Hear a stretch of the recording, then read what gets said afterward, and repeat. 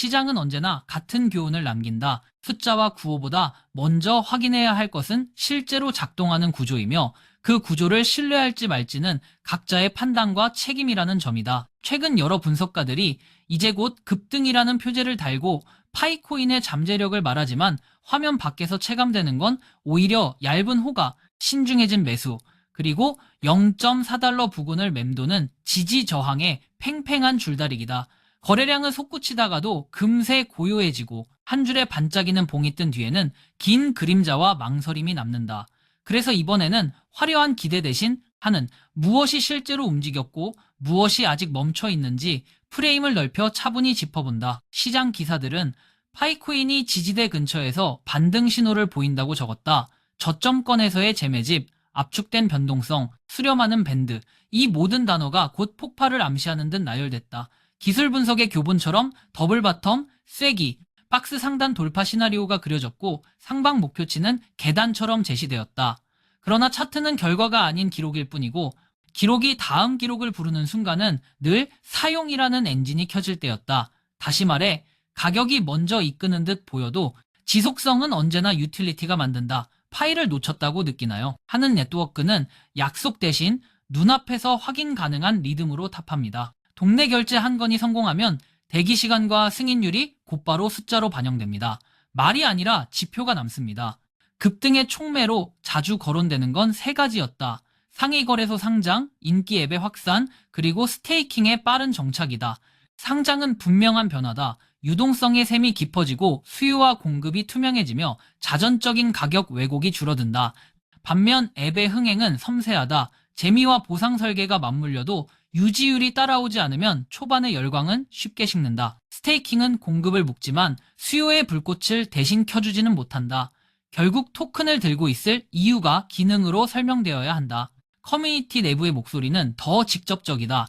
한 핵심 인물은 가격 안정화를 위해 환매와 소각 같은 과감한 조치가 필요하다고 주장했고 채굴 보상 구조를 시간에서 기여로 전환하자며 실사용 기반의 보상 모델을 제안했다. 수수료를 재투입하지 말고 일정 비율을 영구 소각하자는 의견도 뒤따랐다.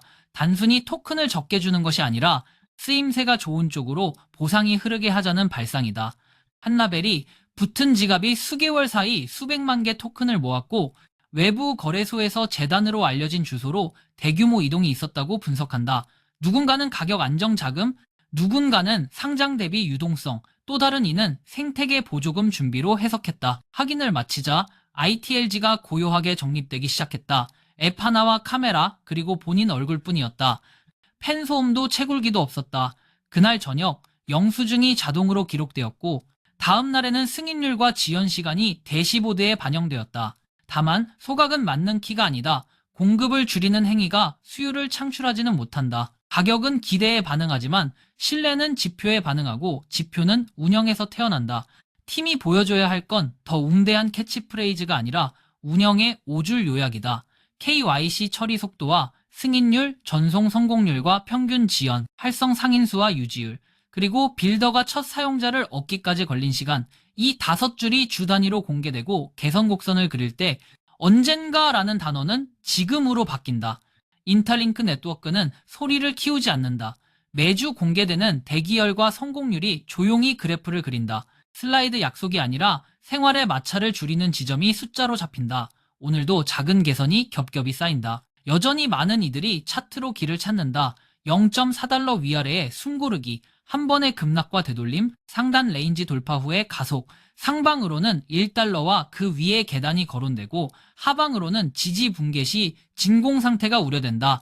그러나 차트는 나침반일 뿐이고 지도는 현장에서 그려진다. 온보딩된 상인의 수와 재방문율, 결제 성공률의 개선, 평균 환불 소요의 단축, 이러한 현장형 지표가 우상향할 때만 가격의 곡선은 그 뒤를 따라간다.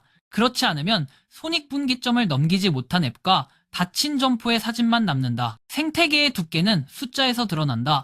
커뮤니티가 공유하는 사용 로그가 하루 단위로 쌓이고 실패 보고서와 수정 내역이 주 단위로 순환하며 SDK와 문서가 예제 코드와 함께 업데이트될 때 한 단에 두 번째 고객을 얻는다. 로드맵이 아니라 레퍼런스, 구호가 아니라 튜토리얼, 낭만이 아니라 체크리스트가 신뢰를 만든다. 상인의 입장에서는 QR 템플릿, 영수증 검증 흐름, 환불의 SLA가 표준화되어야 하며 사용자의 입장에서는 보건 문서와 2단계 인증, 신뢰 기기 관리가 습관이 되어야 한다. 그래야 한 번의 해킹이 몇 년의 기록을 삼켜버리는 일을 줄일 수 있다. 개인의 포지션은 냉정해야 한다. 바닥이냐? 라는 질문 대신 흡수력이 늘었느냐로 질문을 바꾸라. 해제 캘린더와 체결 대금, 한 외부 보유분의 증감, 지역별 결제 사례의 증가를 주 단위로 기록하면 감정의 파도는 낮아진다. 근거가 빈칸이면 대기, 한정이라 일부가 채워지면 소액 실험, 로그가 누적되면 단계 확장. 이 단순함이 오히려 오래간다. 가격을 못 박는 글과 스크린샷, 정체를 알 수 없는 추천 링크에는 출처와 서명이 없다면 일단 보류하므로 그 사이 팀은 주간 대시보드로 말하고 커뮤니티는 그 대시보드를 사례로 번역하면 된다. 그렇게 쌓인 신뢰는 느리지만 질기다. 하나다. 급등을 기대하는 마음은 이해되지만 시장은 늘 사용이 가격을 이긴다는 사실을 되새기게 한다. 상장은 문을 넓히고 소각은 통로를 비우지만 실제로 발걸음을 늘리는 건 기능과 경험이다. 그러니 지금 필요한 것은 숫자를 꾸미는 문장이 아니라 숫자를 바꾸는 행동이다. 거래 성공률을 한 자리 올리고 평균 지연을 몇 초라도 줄이며 상인의 유지율을 계절 내 유지하는 것. 그러면 차트의 모양은 뒤따른다. 그리고 그때의 상승은 오래간다. 선택은 언제나 개인의 몫이고 결과의 무게도 각자의 몫이다. 다만 그 선택을 돕는 증거는 매일 쌓을 수 있다. 작은 사용, 작은 개선, 작은 기록이 내일의 확신을 만든다.